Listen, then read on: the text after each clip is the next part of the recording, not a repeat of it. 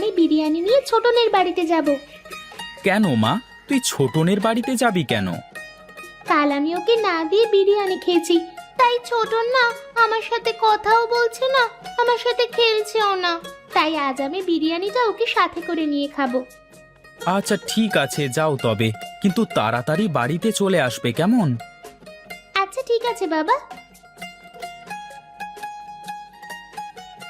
ছোটন ছোটন দেখ, আমি তোর জন্য বিরিয়ানি নিয়ে এসেছি। কোথায় গেলি তুই? সত্যি ছুটকি, তুই আমার জন্য বিরিয়ানি নিয়ে এসেছিস? আরে হ্যাঁ, এই দেখ আমার হাতে। যা, ঘর থেকে একটা থালা নিয়ে আয়, দুজনে বসে একসাথে বিরিয়ানি খাবো।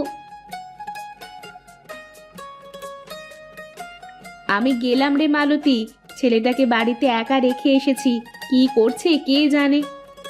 হ্যাঁ দিদি, আমিও যাব। আমার মেয়েটাও যা চঞ্চল হয়েছে, কোথায় যে কি কি করে বেড়াচ্ছে কে জানে। হ্যাঁ চল চল, বাড়িতে যাই চল।